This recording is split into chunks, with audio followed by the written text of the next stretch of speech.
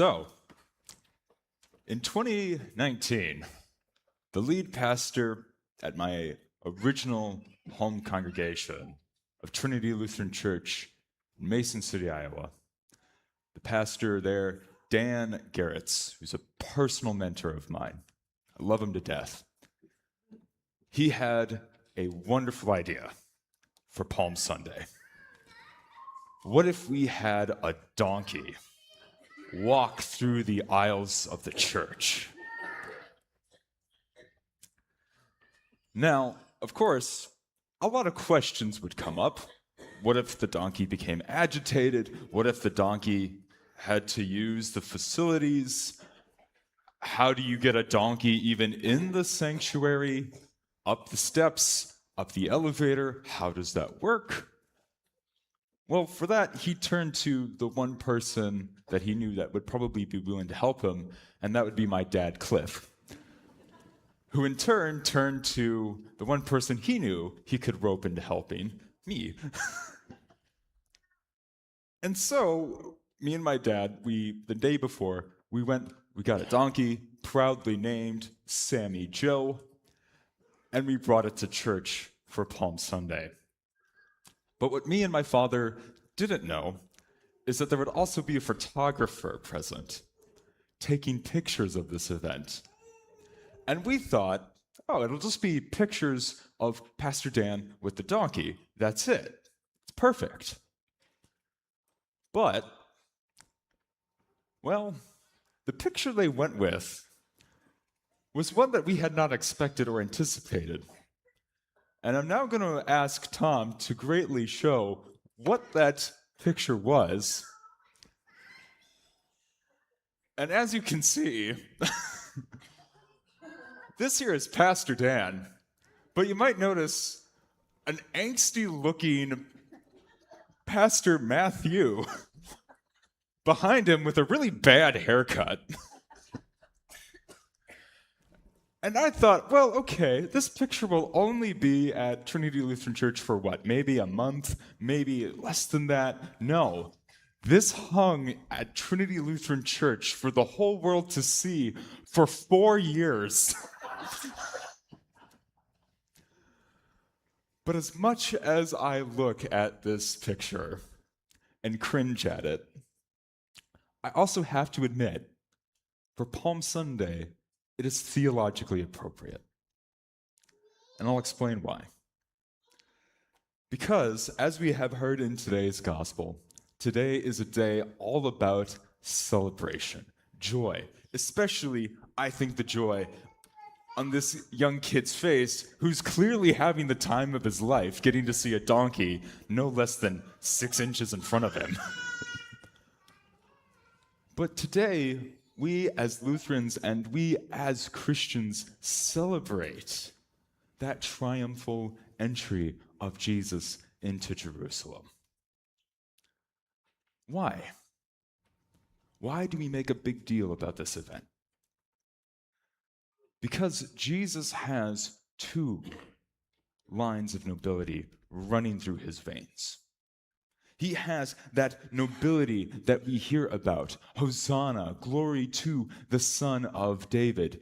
Jesus is a descendant of King David, that great and glorious hero king, that larger-than-life figure, the one who brought the Ark of the Covenant to Jerusalem, the one who earned God's favor and righteousness, the one who brought Israel into a golden age. That is Jesus to many of the people gathered. They want to see that golden age come again. They want to believe that miracles truly do happen and that the glory of the past is also certainly here, right now, in the present, about to happen. And for the people of ancient Israel, that is important. Because for so long they had the heavy burden of oppression, of slavery, of sin, of the Roman Empire crushing them down. They want to see a king of their own come back to power. Jesus enters on a donkey and on a colt, fulfilling the ancient scriptural promise found in Genesis when Jacob gives a blessing to his son Judah, that the ruler of Israel will enter in on a colt and on a donkey, and they will tie those animals to the true vine, and the people will rejoice and wash their clothes in great wine. That's found in Genesis. The people of Jerusalem are just as excited as that kid because they're thinking a golden age is about to happen all over again. And what's more, Jesus is the Son of God. People are acknowledging that. They're crying out, Hosanna, which means save us, help us, free us. Jesus also has that tie back to God. That same God that the people of Israel have long worshipped, have long wondered if is still paying attention to them, the ones that they have been calling out to day and night for the Messiah. And here he is. Not arriving with grand spectacle, but with people in his entourage, fishermen, tax collectors, the salt of the earth, people that look just like them. This is a profound and wondrous moment, all culminating in the fact that God truly is present here now, saving, proclaiming, and liberating all the people who are calling out to him in Hosanna. Glory be to the highest. It's wonderful. And I like to think that's probably what Dan and Sammy Joe were going for.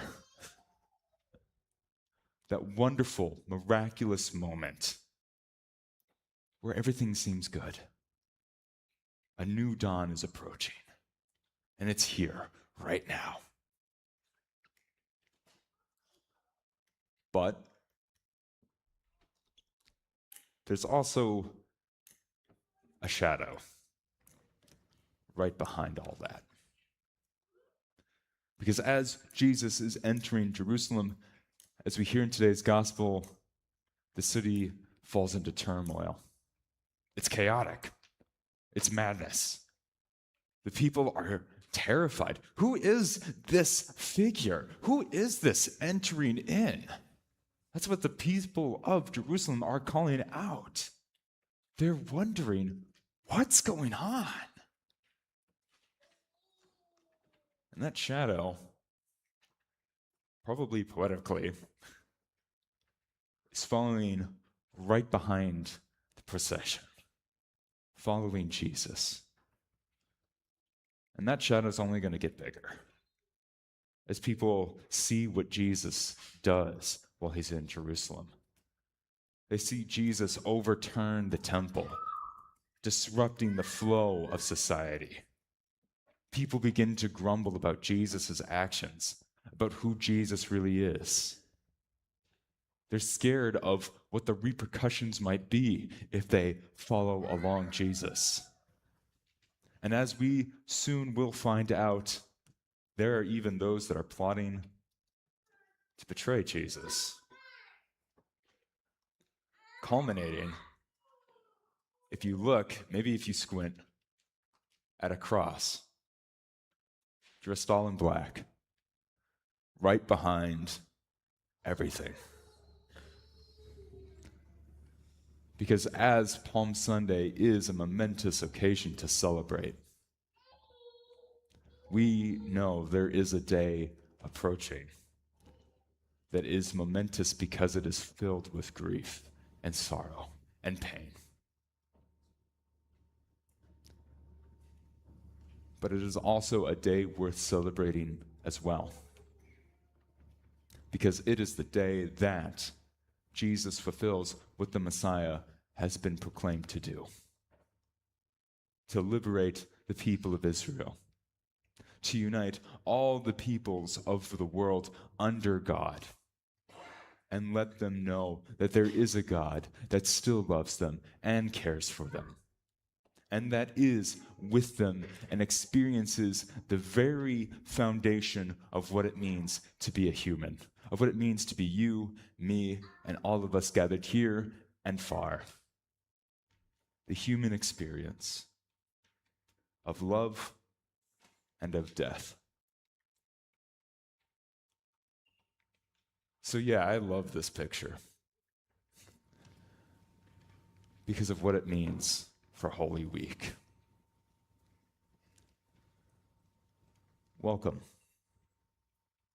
This is a week worth rejoicing and celebrating, the full gamut, and it will be a momentous occasion.